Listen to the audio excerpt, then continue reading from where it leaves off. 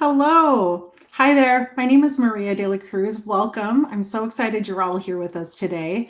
I'm the president here at Headwaters Foundation for Justice, and I want to just take a moment to say thank you so much for making the time to join us today for this important conversation. Based on the folks that are joining me today, as well as the RSVPs that we saw for this conversation, I think it's going to be a great talk. And we are here to talk about radical rest.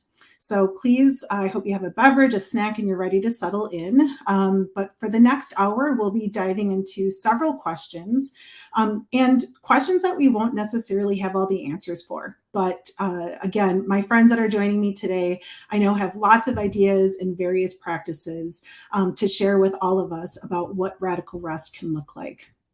Please note that we will be collecting questions throughout our conversation today, and we do have a designated Q&A period later on. So at that time, we will be answering some of your questions, and I'll be tracking those throughout our time together. And just a couple other pieces, just to say, for housekeeping, is what you'll notice is that there is a function on the bottom of your screen where you can send us your Q&A notes throughout our time together today. So to get us kicked off, I want to welcome my fabulous coworker, Headwaters Director of Network and Narrative, and an artist herself, Vanessa Fuentes, and she's going to share a couple of pieces with us. Welcome, Vanessa. Thanks, Maria. Hello, everyone. I wish we could be together in person, but this is the next best thing. And I'm really glad that you all have taken some time out of your day to slow down and be here with us. I am going to read a couple poems, but before that, I just want to give a little bit more information about myself. Maria said that I'm the Director of Network and Narrative, which is just a very, very fancy way of saying that I lead all of our communications across the foundation.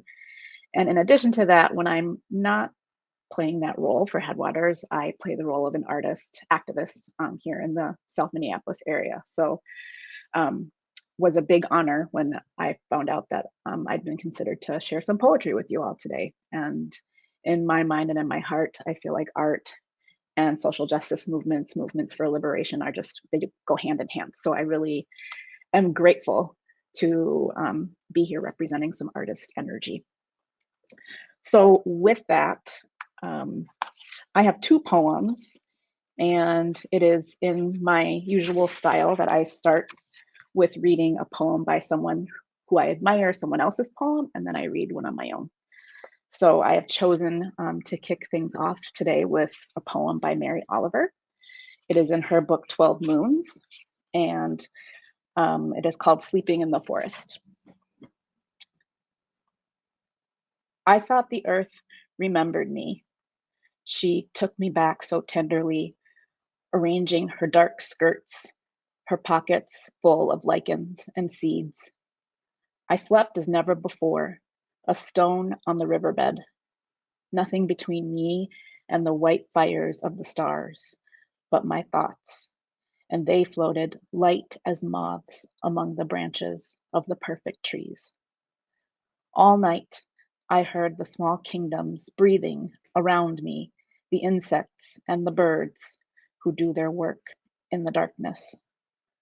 All night, I rose and fell, as if in water, grappling with a luminous doom. By morning, I had vanished at least a dozen times into something better.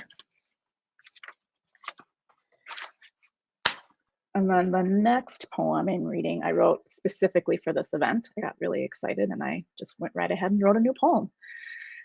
Those who know me know that I am a total nerd when it comes to butterflies. So this poetry piece has a butterfly theme running throughout it.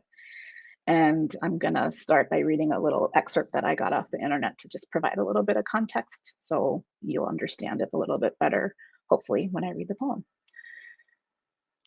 Inside the chrysalis, the caterpillar, unable to move, actually dissolves into organic goop. Cells, which had been dormant in the caterpillar and which biologists have the poetic genius to call imaginal cells, begin a process of creating a new form, and structure. My poem is called A Spell for Rest. First, still yourself. Even if there are dishes slick from the morning's over-medium eggs and toast with salted butter and orange marmalade calling you from the kitchen sink, especially if you think it's an altogether impossible act. Pretend you and every store in a 25-mile radius are out of dish soap. Take this newly anointed stitch of time and draw up a blueprint for a magical sabbatical from dishwashing, from scrolling, and from all that to-do listing. Next, call rest into being by moving closer to the please in yourself. Miraculous please, embodied and profound please, most exalted please. Let your please further calm your stillness. Invite its shape to wrap around you, chrysalis-like. This is spell work. Your new wrapping is an ancestral gift, one dyed vibrant with sweat, stardust, and song. Then comes the radical imaginal part. You daydream and split yourself into ooze. You metamorphose and allow your whole self to turn inward. In this quiet, you occupy an in-between state that holds steady by a silk-spun anchor. What inner codes were once asleep now stir and make change. You transmute. Tomorrow, you, unfurled like the fiddlehead in early spring, like the newborn monarch, will emerge and start off again. You will rejoin your crowd and keep going, tucking the codes and stories and blueprints you will use to wrap your children with someday. Thank you.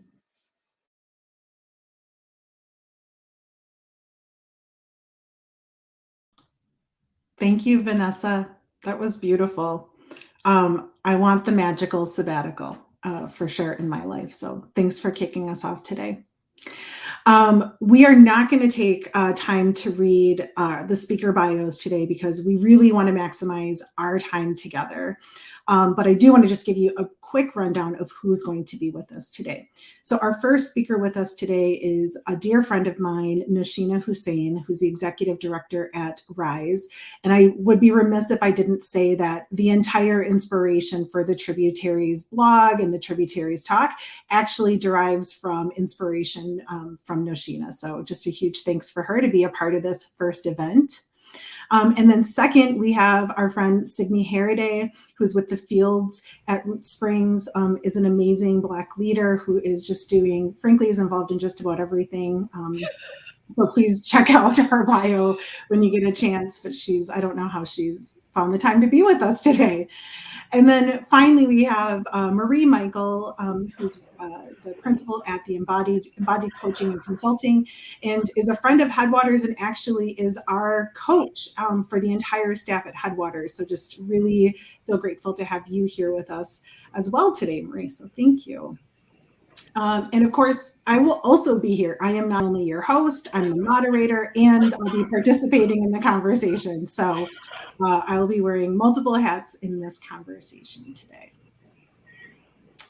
All right, so let's talk about radical rest.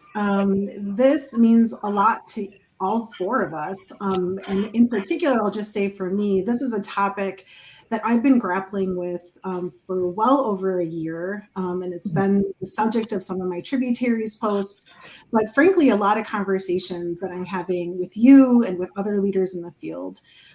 For me, I see radical rest as a spiritual practice. It's a racial justice issue. It's a social justice issue. And it's why it is so important that we're talking about it today. I see rest as something that is inherently human, right? It shows up in the various religion, spiritual practices. It's part of what I try to actually get my teenagers to do, is to figure out how to find rest as their bodies and minds are growing and expanding. And it's simply a part of what it means to be alive. all of us, all living beings actually must rest regularly to stay alive. It's part of our survival and part of our resilience. This past year has amplified and exacerbated every facet of the issues people face on a daily basis. I know here at Headwaters, we are hearing from our grantees and community members about evictions. What does it mean to care for sick loved ones? How do we deal with extreme weather like a drought and climate change? What does it mean to navigate multiple disrupted school years? How do we face continued and pervasive police violence, and so much more than that? So that's just to set the context of why we need rest, let alone just daily lives that we're living, right? So I want to just start off with our first question, which is, what does radical rest mean for you, for your organization? And if I could, please I'll start with Nausheena, but as we get going, I would love for this to be more of a conversation and less me kind of moderating. So my hope is it's a little bit more free flowing. Thank you, Maria. It's such an honor to be here with all of you tonight. What is radical rest? This was a question that sort of weighed heavy on my mind, and I was thinking about what Vanessa was saying around listening to the pleas in your body. And 2 weeks ago, I was feeling those pleas. I was physically just drained, lacked the energy that I needed to get through the day. Didn't have the emotional labor that needed to do the work that I'm doing, nor the mental capacity. And I remember talking to a friend saying, I just don't feel like doing anything right now. And doing anything meant I didn't want to do like work. I didn't want to study. I didn't want to do classes. I didn't want to work on, the mission of my organization. And my friend, I'm so grateful for her. In a very short text, she said, listen to your body. And I didn't realize, but there are so many studies that tell us about how our body develops these habits and knows how to react when situations arise, just based on our historical situations and how we tend to react in certain ways. So clearly, me having these pleas, I felt like my body was telling me, like, you need to take a moment and rest. And so I did spend the day feeding my body, feeding my soul, feeding my mind, where I was in my spiritual sense, or having a home cooked meal, or being with my family. I needed to take that day to just turn everything else out. And what I realized was, when you're not working, I think people think that we're being lazy. And I also think that this is a stereotype that is thrown out at Black and brown bodies. And people don't realize that that's how we're reacting because of everything that's being demanded of us, right? And so this morning, I woke up to this horrific news of a Muslim cemetery could have exploded because somebody strategically placed 30 tires and cut a gas line. So a gas leak was present. And I know that cemeteries are constantly being desecrated, right? We hear about it with Jewish cemeteries, Muslim cemeteries. But the thought that crossed my mind was, the cemetery is this final resting place for us. And it just really stopped me in my tracks that they won't even let us rest in our final resting place. And as I'm sitting here, my body is again reacting. I can feel the anxiety streaming through my legs, through my body as I'm talking to you. And it just makes me realize that, like Vanessa said, we have to listen to those pleas, and we have to step back, and we have to rest. Yeah, absolutely. I think that this idea of what does it take for people who are in community and in movements, the fact that if our bodies can't even have their final resting place, what does that mean? And it's a piece that we see throughout our lives of being constantly vigilant, right? Paying attention to the news cycle, being in contact with our members, all of those things. And that is exhausting, and it's actually not the way that we should be living, right? Yeah. And I mean, I'm even thinking about, it's not so much the people who are in the cemetery, it's all the rest of us, that feel like, that really question, should we rest? Are we allowed to rest when there's constant violence all around us? Mm-hmm. What that makes me think about is, my ancestors were enslaved. And what I often remind people, Black folks particularly, who have ancestors like I did, who didn't actually have a lot of choice and didn't actually have the opportunity to rest, is that it's our sort of birthright now, that I owe it to my ancestors in this day and age to be able to be in a space of choice. And when I can, to actually de-armor. You all are just talking about being hyper vigilant and always sort of waiting for the next thing to happen. Shayna, you're waking up in the morning and hearing another, yet another piece of devastating news. And our bodies are there ready to react. And we owe it to ourselves when we can to be able to soften, to de-armor, to take the time that we need to listen in and know what it is that we need to do that allow our bodies and sort of our nervous systems to settle in. And one of my teachers, the amazing Thea Lee, who's a somatics practitioner in Minneapolis, talks about the fact that we are all mammals, like as human beings, we're mammals, and we need community and we need each other. And one of the ways that we can rest down is with community, is when we're in the arms of the people who we know can keep us safe. Feeling them there with us can allow us to have an opportunity to really rest in. And there's all kinds of ways to do that. It doesn't mean sleep. It could be dancing. It could be eating some really good food together. It could be laughing and joking. It could just be laying around. It could be being in the garden together and harvesting food. But knowing that we can feel each other, we're in community, which gives our bodies a chance to feel safe. Yeah, I was saying this when we had met not long ago to kind of prepare for today, but one of the things that I said was I was so sad that we weren't having this conversation in person. And one of the reasons is I'm used to when I'm in person with Noshena, she grabs my hands and we hold hands. And that's part of like that care, right? And I love that part of our friendship. And I think it's such a simple act, right? Just somebody holding your hand just for a moment. But I know for me, when I feel that, my body instantly kind of melts a little bit. And I'm like, oh yeah, this person really loves me. And I feel really held in that space, just in that simple moment. Yeah, I just want to actually take a moment to recognize where our breath might be right now. Mm-hmm. I mean, you talked about, I just like watching people on the panel breathe. And if you're watching, I think our breath can often be the diagnostic tool that the universe gives us to check in about what's happening with our body and with our well-being. And I noticed my own in hearing the news, and I know that we are all constantly churning in the news of trauma, that I felt my own body just feeling heavy and feeling my own breath being caught and held. And I think, you asked what radical rest. I think that part of what radical rest is being able to connect to our breath. Mm-hmm. Have the conditions where a beloved can place touch on our hands, where we can, I was really moved by Vanessa's words and was kind of jotting down little phrases. And Vanessa shared this radical imagination. Like, I don't know that we can imagine anything if we can't actually breathe.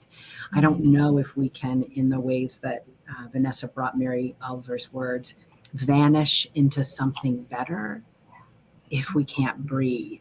And so I think radical rest is in part being able to connect with our breath and being able to have touchstones in our life, in our work, that allows us to connect to our breath. And in doing so, invites a connection to other people. And, you other people on this have already said, Marie, thank you. Like, we're mammals. Maria, we all need rest. Like, we all sort of like recognize it. We all know it. And I'm coming out on today's broadcast to say that, I stand as the person who is facilitating rest for other people and not being the best at actually taking the rest. And I think that as women of color, as a woman in a Black body, that is some of the lineage that we carry in our work, is that care, that constant care for others. And so, yes, I'm coming out that I need to do better with my own rest. The beloveds hold me accountable. They be trying. Marie's laughing because she knows me. And you said it. But I think it's also like I think we owe it to our ancestors and we owe it to each other to be able to name the behaviors for each other. That is to say, when I look out of my eyes, I am driven to make the world a better place. Like, whatever place I'm at, like, I feel driven. I feel like it's a responsibility to my family, to my community, to my elders, to my ancestors, like to future generations, like to be in righter relationship with this stolen land as people whose labor was stolen. Like, that is, I feel driven. And that drive means I can only see this. And I need community to help me pull back my peripheral vision and reflect back to me, actually, it's cool that you're doing a lot, but you're doing too much. Right. So I think that that's the other part about radical rest does require relationship to community so that we can find our breath.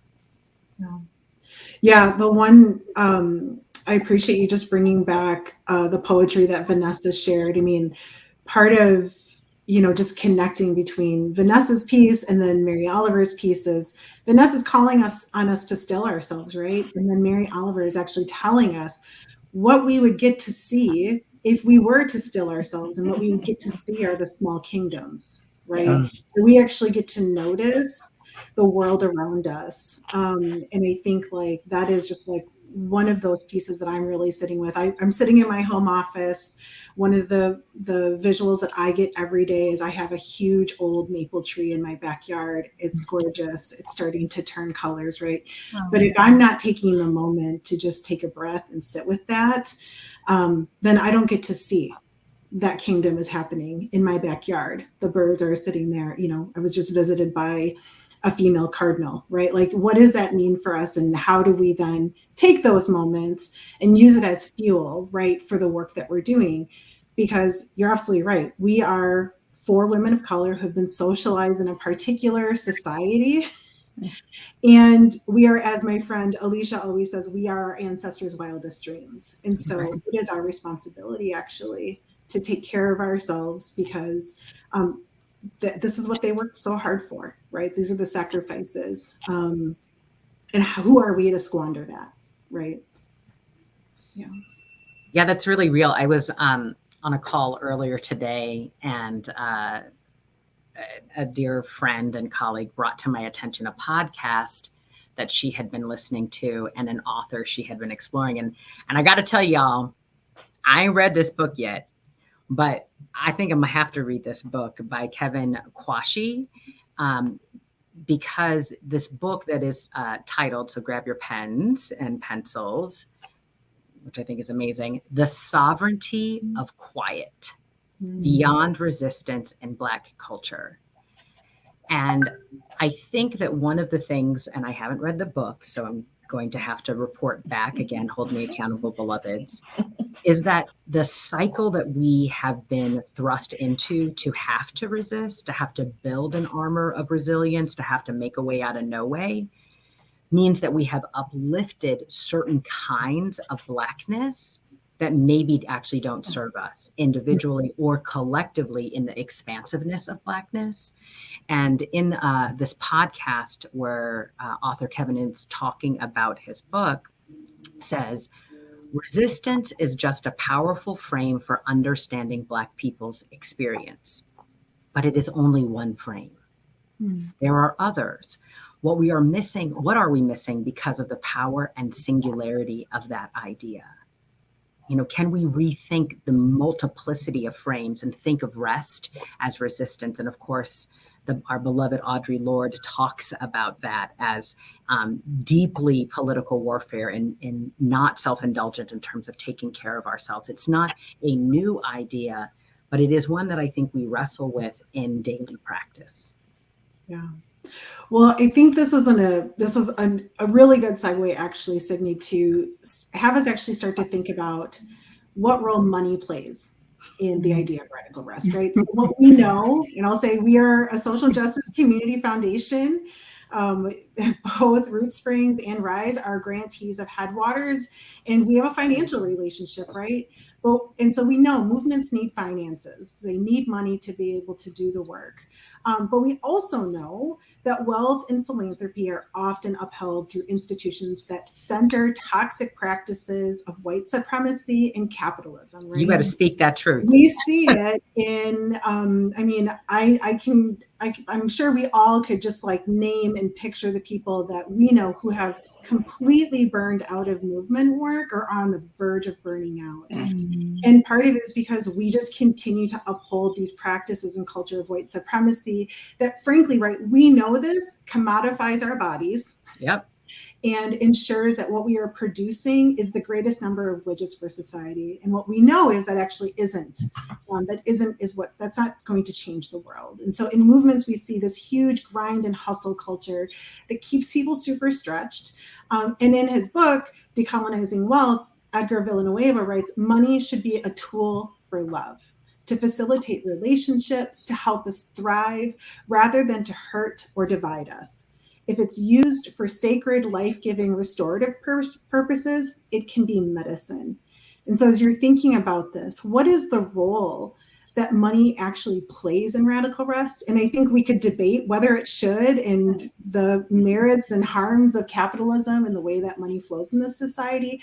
But let's be real. We're talking right now, and I know I actually have several philanthropic colleagues who are on this call with us today. They're listening to you. So what do you want to tell them about the power, control, and money they have in the ways in which they could be supporting your rest?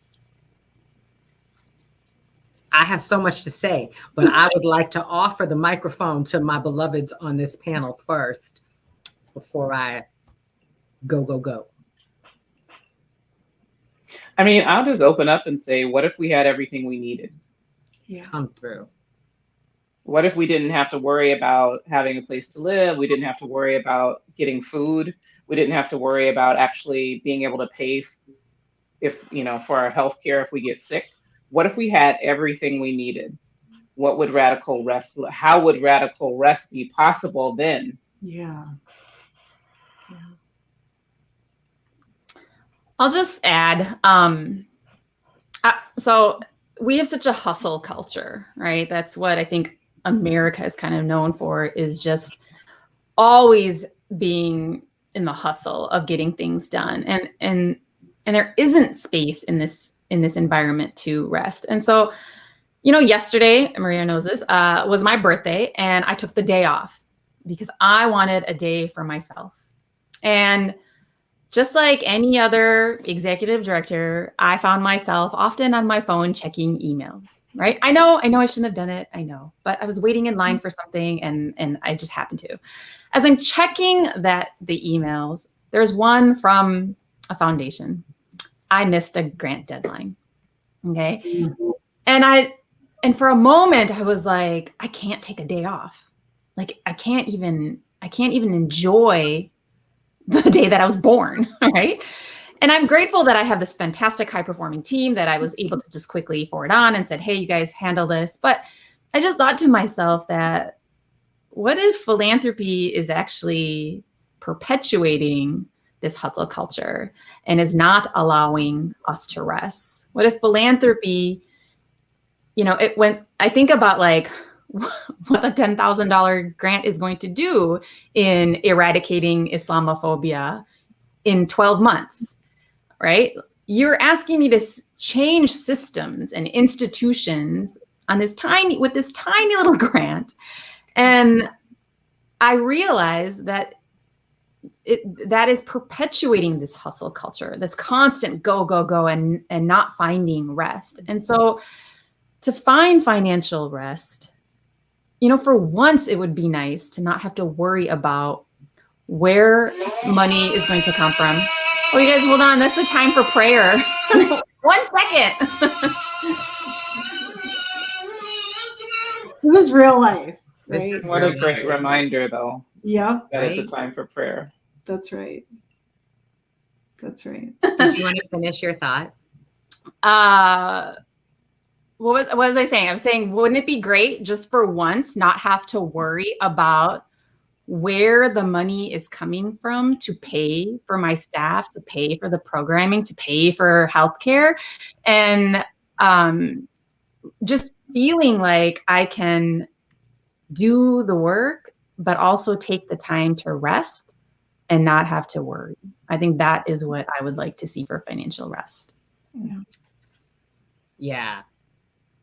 Real talk. I mean, I yes to all the things that have already been said. I'm going to say this, that there is no liberation without rest, because freedom doesn't look like I am dying.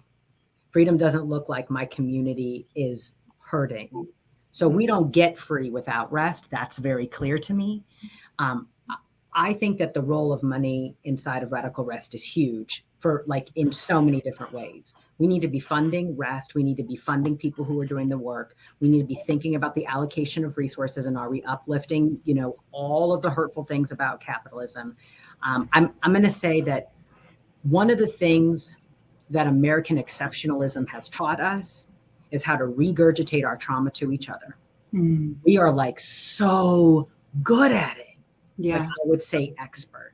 And I think it happens in philanthropic ways as well. So I'm going to speak to a segment maybe of the population who's watching today. So if you're working in philanthropy, I got questions for you. Do you feel pulled in multiple directions? Do you feel clear? Do you feel like you are getting the rest as a worker bee inside of the philanthropic machine?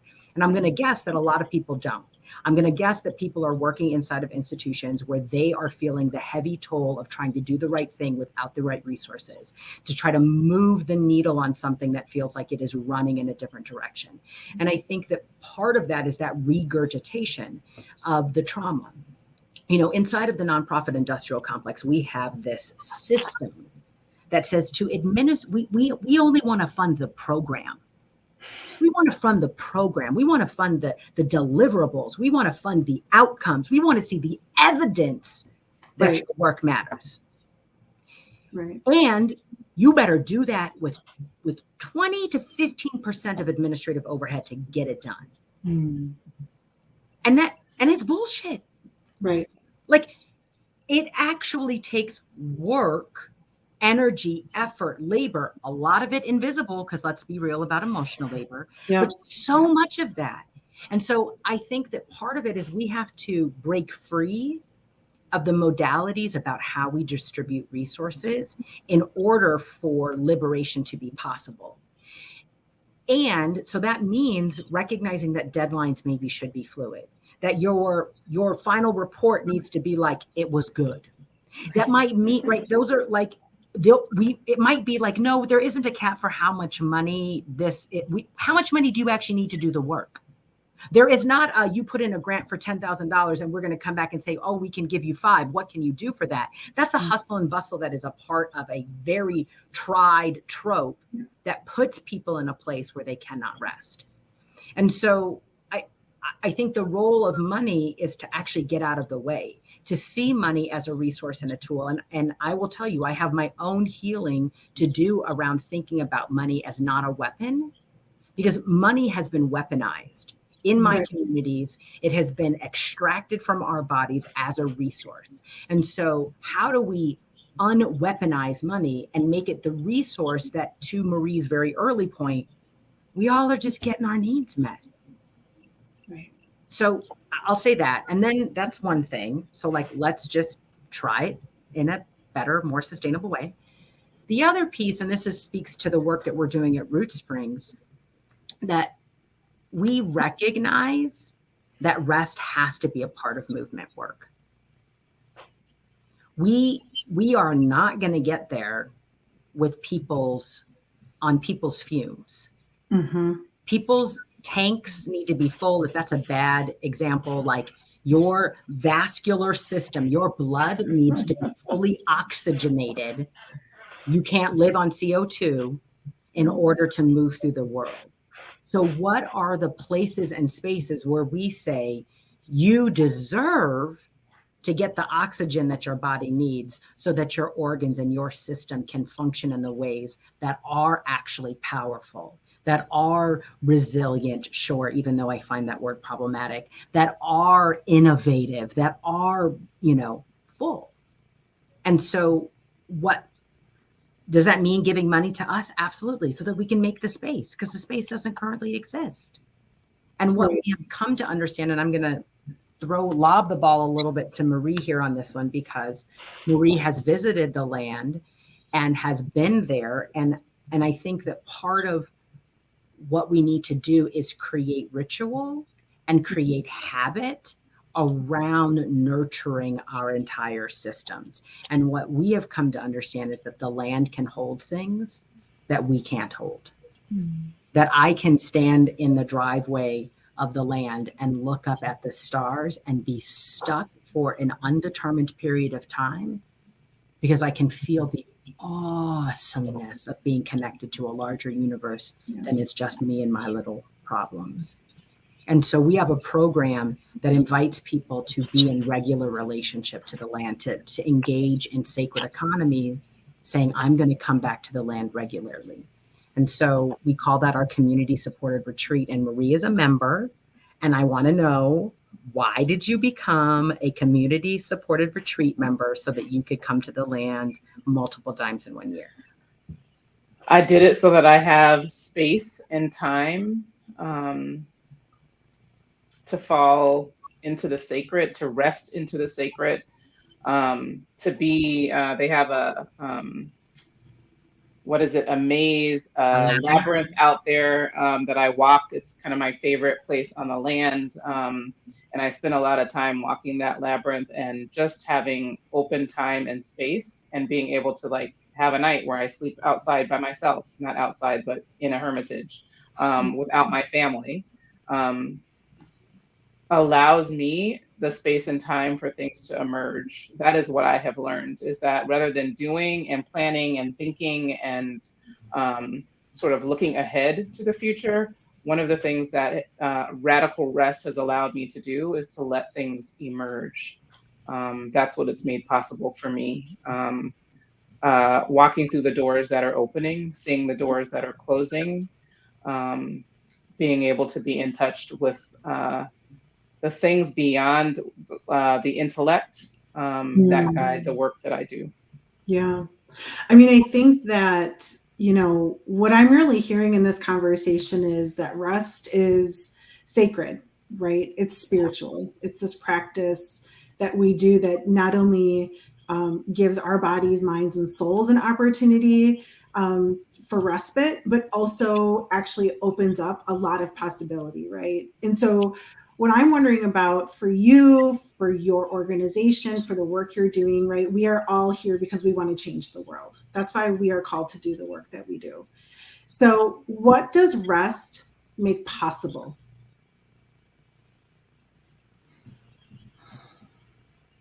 I just want to know, do you see everybody just breathed? Everybody just did a big breath. Right. Yeah. I'll start off real quick, Maria. A few weeks ago, we had a very tragic death in our community. A young woman took her life. So I apologize that this could be triggering for some. But it's in reference to something earlier one of us said about burnout and what burnout does to us, especially those of us that are in this movement.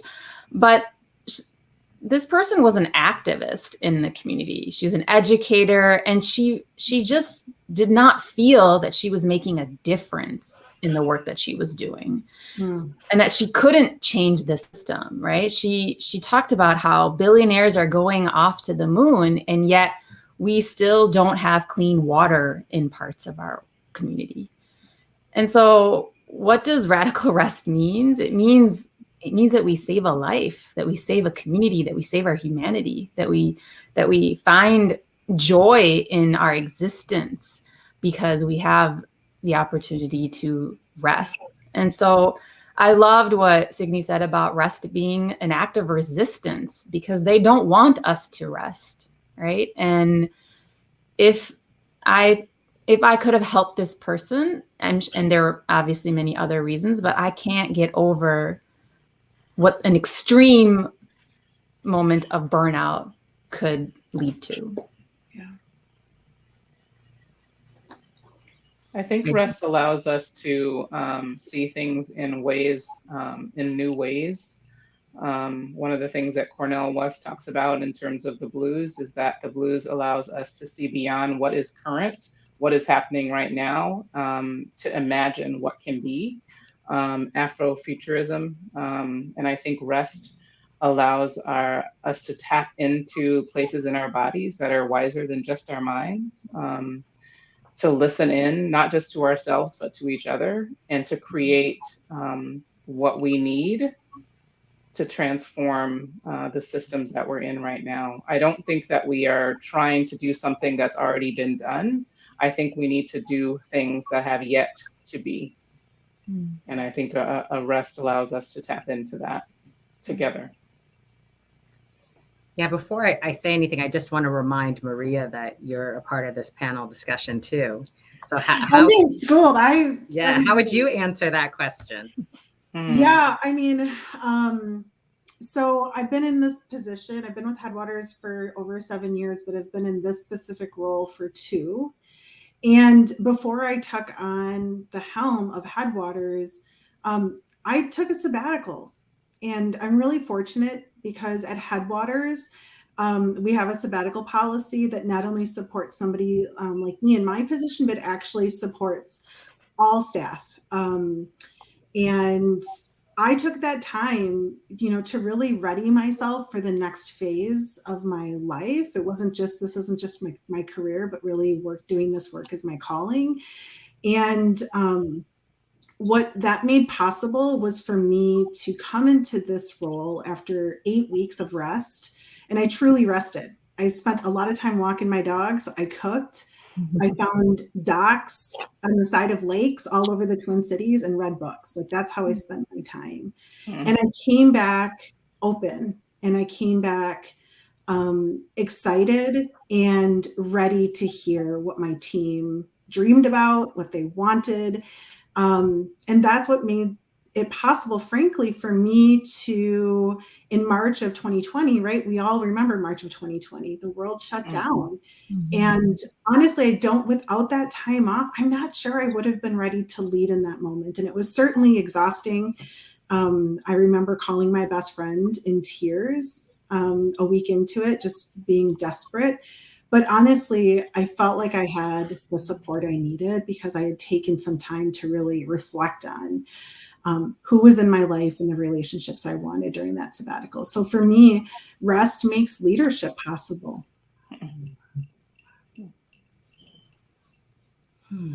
That feels powerful to me. Yeah. Yeah.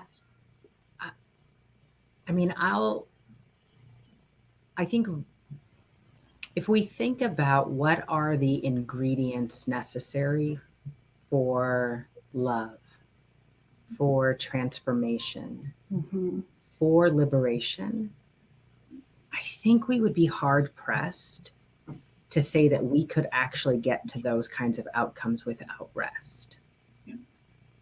And I want to be in a world where we know how to love each other better.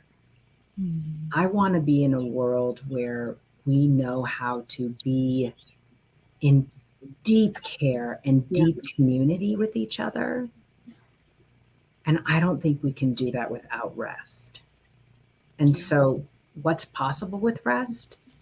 So much. What's not possible without rest? Well, we already know the answers to that question. And it is charged and it is painful. And there are many people who I think we have looked up to over time, who we have held up on a pedestal, Mm-hmm. and they're not here in part because of a lack of rest. Right. And so it is critical, it is urgent, it is critical, it is paramount, it is pick your big word, fill in, that we figure out how to crack the code on rest. And I think there's also a part of this that is like, rest allows us to unlock our imagination in ways that we can innovate. And I want to name, and this is kind of a connection to the last question about what money can do. I don't want rest to be a luxury. Yes. Yes. Like, and I also, and part of that is like recognizing the worthiness of different kinds of labor. And to me, that's what like a healthy movement ecosystem sees.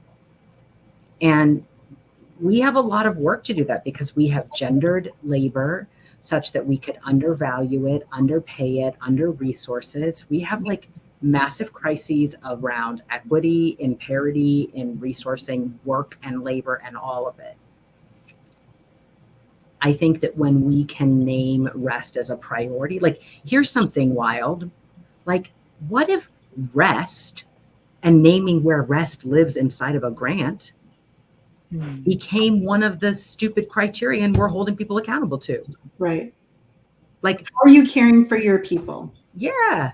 Mm-hmm. Like real talk. Like I see your $25,000 budget and I don't see nowhere in here how you are paying people to just shut up and sit down and breathe. Yeah. And I'm not How saying, are you caring for yourself? Yeah. Yeah. Right. And I'm not saying that I don't want to be trite or dismissive or diminutive about how easy I think it's going to be to move rest into the realm of what we nurture, the norm of how we engage with each other. But I do want to challenge us to think about, what if rest wasn't radical? Right. And was just the expectation? Yeah, well, I'm actually going to shift us into Q&A, because we have some of our guests today have actually sent us some questions and are actually talking really specifically to the point you're making, Signe. So one of our questions, who is from Anonymous, is really curious about what radical rest looks like structurally in your organizations. Are staff working more than 40 hours a week? What's PTO and other benefits? Have you attempted to shift systems when folks have shared that they are burning out at work? And I'm happy to share a little bit about what we've been doing at Headwaters, especially over the last couple of years. One is we have really spent a lot of time working on our employee policies, right? This is a systemic, this is something that's institutional. We codify these things, right? We create cultures. And so we spent a lot of time last year really thinking through, what does it look like to provide people time for rest and creativity and the other things they need to be doing in their lives. And so that's look like, one, we provide a winter and a summer break. So we give people like full weeks off. You're fully paid for it. You don't have to request that time. It doesn't go against your vacation balance, right? We've instituted a summer Fridays. So we work a 32-hour work week in the summer, and everybody gets every Friday off, right? So those are some really simple things that we've done. And what we've recognized is, again, we are a workplace. We have things we want to do. We have goals, and our goals are about supporting and resourcing movements. And what we've recognized is that giving people more time for themselves has not at all detracted from the work that they're able to do. In fact, what we're seeing is that people are really like having more success, that the quality of their work, they're both getting high quality work, but are really proud of it and don't feel as burned out. And then the second thing that we've done is we've engaged Marie Michael. We just got done with our very first year of somatic coaching with Marie, and she's really helped us. I mean, Marie, you've like been amazing in helping us to build this idea of what does it mean to resource our individual and collective bodies. And that's become a way that we're talking about this work all the time. So I think there's ways that organizations can be doing this in employee manuals, but it's also, again, like you said, it's in our budget. We put Marie Michael in our budget for the second year this year, and we're testing out new ways of supporting people as well through that work. And I think it's imperative, as you've said, that organizations are carving a piece of their budget out, not as a luxury or a pie in the sky ideal, but as a necessary component of the work that they're doing. Do y'all want to add anything? Yeah, I can add. Sorry, Maria. Oh, good. I mean, so we're only 5 years old, right? So I want to just lay that out there because it's hard when you're a growing nonprofit, right? The budget is just so small, and we are at a point where we can do some of these really cool things that Maria just mentioned. One thing I'll say is that, before the pandemic, Rise worked Tuesdays and Thursdays in the office. You got to work the rest of your hours wherever you wanted, from home, from a coffee shop, whatever felt like good to you, that made you feel productive. So we're going to continue that model of, you work when you're for it, but when we want to do things with the team, that's what Tuesdays and Thursdays are for. So we understand how important it is to also be with each other in the office. But we also, last year during the uprising, we got doxxed, right? Somebody put our information out on the internet, and one of our employees, her family and herself, she was threatened. And so we had an entire digital training that we went through, an audit, and we got funding, luckily, to have this audit done. But then what we did was we were asked to carve out money for our self-care. So this funder had actually told us, take a pot of this money and put it towards self-care for your staff because of everything that you have just gone through in these past few weeks. And so we were able to provide a small stipend for everybody, but they could do whatever they want, and they got to define self-care in their own way, right? I didn't even want to know what they did with the money. We just had our operations manager deal with reimbursements and things like that, but you could do whatever you want. And so it finally got us to a point where now we can offer healthcare. And I think with radical rest, you don't want to worry about your health during this time. And I didn't realize people didn't need to just go for their annual physicals. They also needed mental health resources and therapy and be able to pay for those things, right? And now as we go into 2022, these are all the things that we're gonna go deeper in, right? We're gonna find out more about what is it that the team needs so that they can rest. Is it shutting down the entire office for weeks at a time, right? When I heard you talk about sabbatical, wouldn't it be great if everybody took a sabbatical all at one time and things wouldn't fall apart in our community? And I want to make sure I model the behavior, right? Mm-hmm. I don't want to be working 40, 50 hours a week and then expect everybody else to rest and then not resting myself. And so these are just small things that we have implemented, and we hope to do a lot more in 2022. Yeah. I'm going to move on, if you don't mind, to there's kind of 3 questions that we've received that are really similar. So I think it's pretty cool that people are this much in sync with us today. But the question is really around white supremacy and white supremacy culture, right? And the ways in which, even if whiteness as a social construct, as this powerful influence in our society isn't in our room because we are organizations that are BIPOC led, because of the ways that we're trying to lead, still has an influence, right? In the ways that we're supporting our teams. So how do we work with our team members to think about, these things around perfectionism, paternalism, I know in our team, Marie, we've talked about false sense of urgency.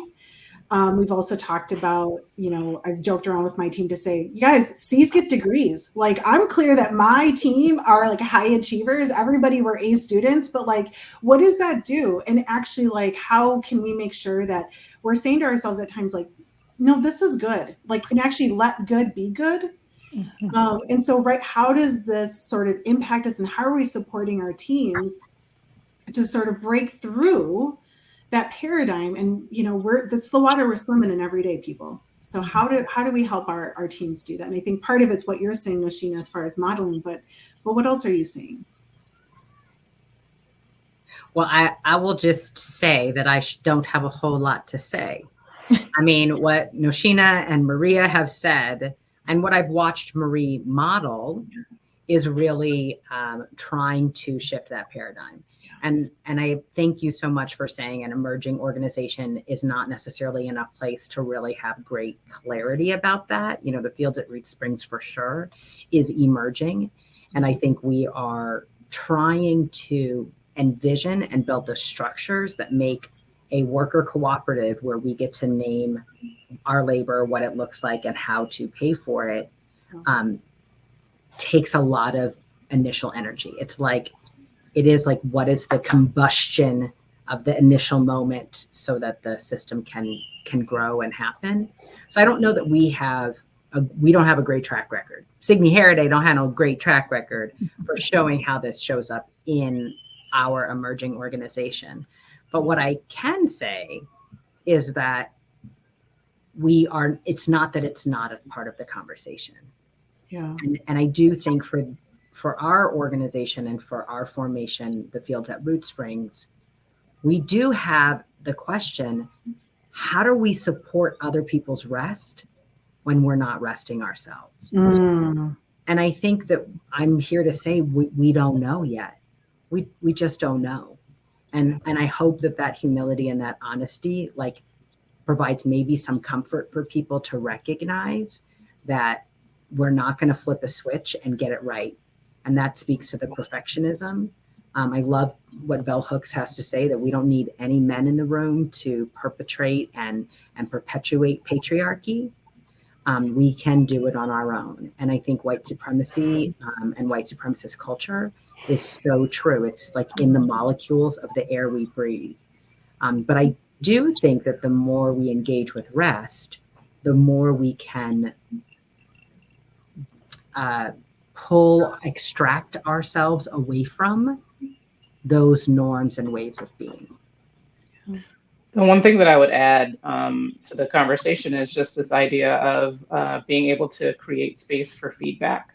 I think when you're in organizations that have been working on that, perfectionism is the way to go, and that we need to do everything fast and well, to be able to actually ask when good enough is good enough, right? And to be able to be in a process with the folks that you're working on and determining what that looks like, and then being able to disagree with each other around that. I think it's really important to actually create the space for change, and to also know that it's like what I have seen at Headwaters over the course of the year is it's a process of iteration and practice. And they, being able to come back every month in a conversation with me to say, so what did you do? Is good enough good enough? And what are the conversations that you're having about that? And how did you use your Friday, right? How are you using the resources that the organization is giving you to actually take care of yourself? Are you? All right, so here's a little bit of time right now to actually plan for your next week. And there are also some just embodied practices that I think are really helpful in terms of setting boundaries. I know working with another organization, one of the things that I asked them to do, in addition to the embodied practices, that I learned about just actually being able to say no and practice saying no, is I had them whip out their calendars. Sydney, you might remember this. I do. And actually create space. Because they kept talking about abolition and about what it means to be free. And I said, I need you to create some free space on your calendar right now. I'll give you 5 minutes. And to actually look at their calendar and see, is there any free space on the calendar? Amen. No. Okay, so what is that already like? That's just like an awareness in and of itself. And then the next level is, how do I create some free space? Where's a place where I can actually say no and stand solidly in my no? And be able to take some time for myself. Yeah. Well, this is a lot. I know I'm getting a ton out of this, and I hope for our guests that are listening in and watching this conversation that you're thinking about, like, how can you find some free space? How are you integrating rest into your work, into your daily practices, and really, again, to look at it as a necessary component of our lives, not a luxury that only gets afforded certain people. So please, let's hold on to these ideas. And we are now going to move into a practice with our very own Marie Michael. She's offered to lead us in a 10-minute somatic learning. And so just deep thank you, Marie, for sharing your magic and wisdom with us today. And I'm going to turn it over to you. Awesome. I wanted to start just by sharing two quotes that I held close over the last year and a half and that I still really keep focusing on. One, to be able to do the things that I need to do for myself so that I can show up ready to fight for the world that I desire. And two, to remember that I'm not alone. I've really learned that as an only child and an introvert, I've spent my whole adult life really trying to fill into community. So I'm not alone, and I don't have to.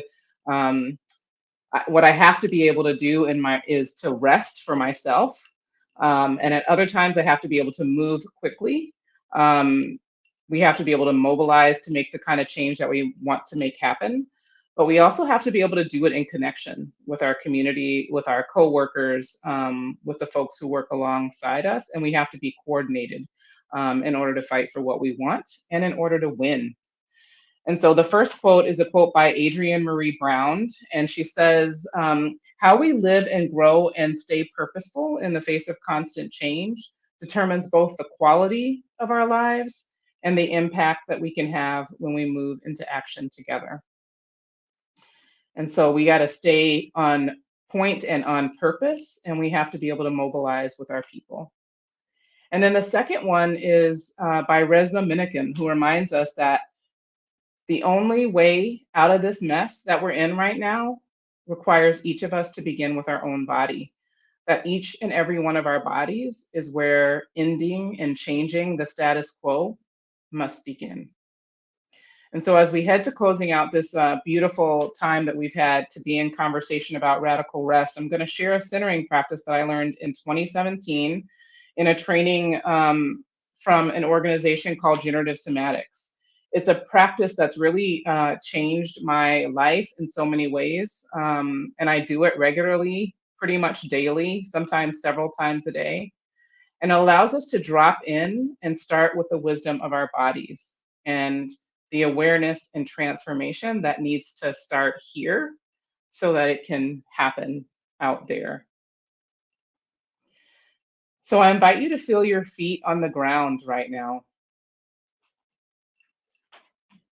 To really just feel them. Imagine that the earth is somewhere below you.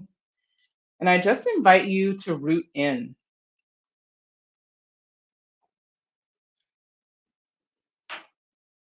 Take a moment to find your breath in your body.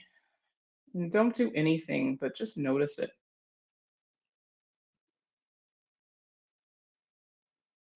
You're welcome to close your eyes if it helps you go in, or you can have a soft gaze. And as you feel your feet rooted in the earth, I invite you to just do a subtle extension up your body.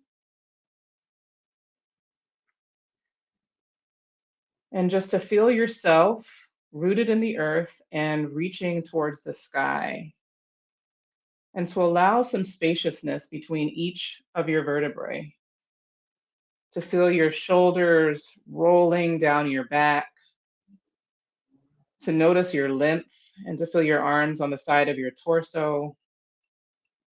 To take a really good breath here.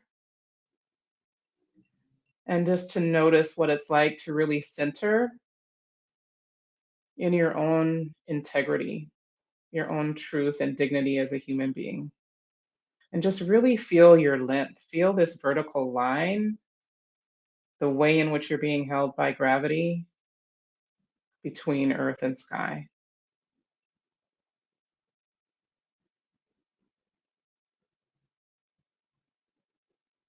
Take a really good breath here.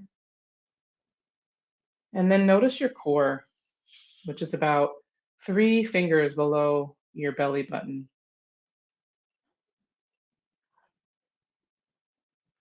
Take a breath in and just see what it feels like to actually invite yourself to just unravel from the inside out. To allow yourself to blossom, kind of like a flower opens up. And to think about your own experience, your own identity, and what it means for you to be just enough, what it means for you to right size yourself to take up all the space that you need. And I invite you to actually explore that physically right now, to open up and take the space that you need to be comfortable as you're seated or standing right now. I invite you to imagine what it feels like emotionally and psychically. Some of us are invited in this society because of our identities to shrink. Some of us are invisible by others, and others are hyper visible and invited to take up all the space that we need and even more than we need. And so I just invite you to imagine what it means right now to actually right size yourself and to feel into that. Notice where your skin ends and the air begins. And just feel your own boundaries. Take a breath here. And then reach for connection. And so just imagine your connection with the folks on this call with you, even though you might not be able to see them, just feel for them. Imagine the folks in your organizations that work alongside you, the community that you work for and with. Just bring an awareness of those folks into this current moment with you. And then begin to reach for connection with the living world outside, non-human beings who provide us with oxygen, with beauty. Think about the trees, plants. Think about the birds who are flying in the sky. Think about the sun that shines on us. The many plants that feed us, the animals, all the water in the lakes and the river in Minnesota. And just take a moment here to feel into your own width, your own power as a person, and into connection. Notice what's happening in your body right now. What are you experiencing? And then take another breath and just center in depth. Notice the depth of your body from front to back. And then I invite you to bring your awareness to your back body and to do a quick scan from the bottom of your feet all the way up to the top of your head. So scan up your legs, behind your knees, your bottom, your back. See if you can feel for the backs of your hands and arms and shoulders. If you can sense into the back of your neck and head. And just take a moment to really feel into your back body and to allow what's happened in the past, what has come before, to come online.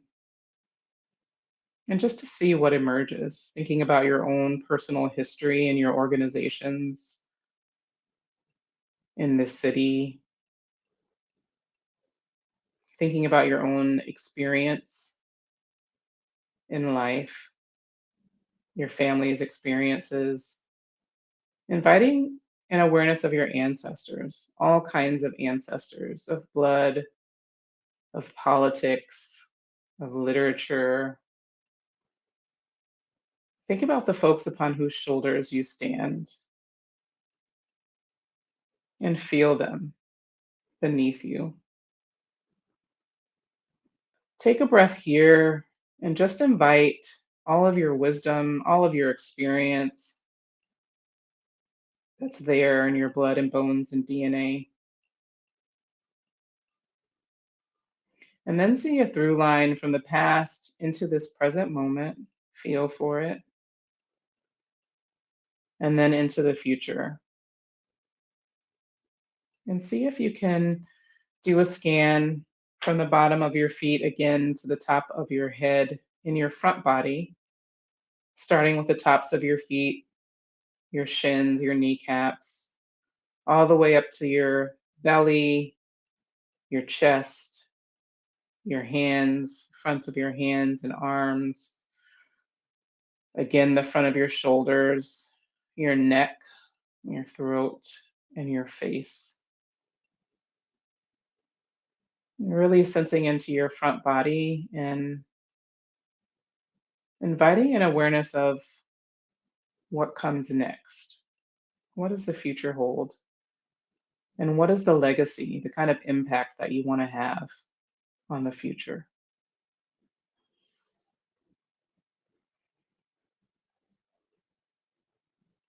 Think a few minutes when we close out of this session, all the way into the rest of the year, 10 years from now, even when you're an ancestor and you're thinking about the generations left here. Feel for them as they stand on your shoulders. And just feel that through line. You're standing on the shoulders of your people, your ancestors, and your descendants, the folks who are still here after you, the folks who have learned from you, the folks who have inherited this place, this world, are standing on yours.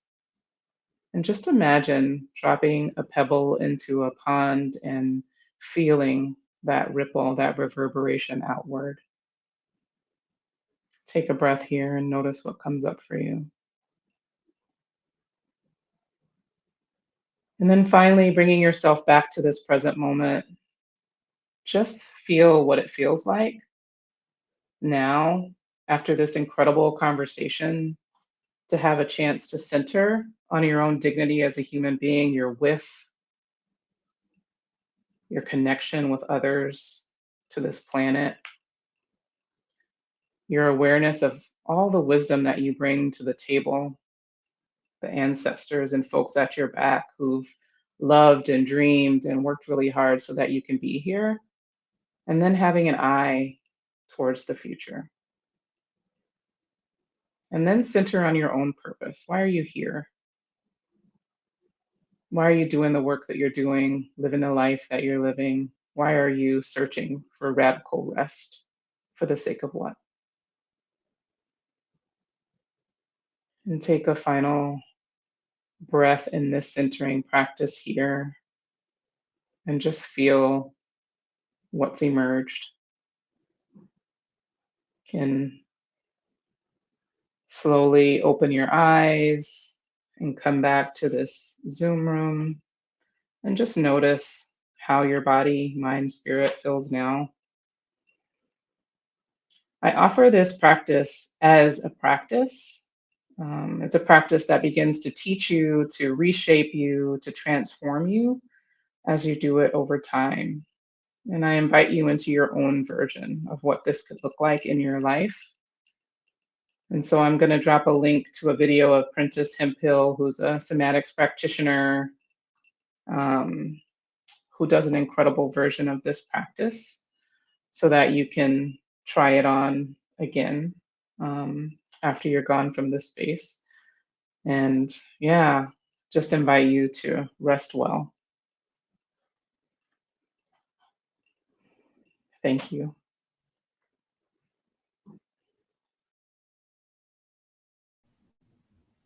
Thank you so much, Marie. We get to do that with Marie every single month. And I always walk away feeling incredibly centered and ready for whatever is to come next. So I just appreciate that. And from all of us here at Headwaters, just thank you all so much for taking the time out of your day to be with us. we are sending you off with a lot to think about. And our hope is that you are going to talk with your friends, colleagues, your family members about what you learned today, and to really find that moment to really just be still yourself, as our friend Vanessa talked about earlier. So again, thank you so much for your time today. And we hope that you have a great rest of your night. Bye for now. Thank you.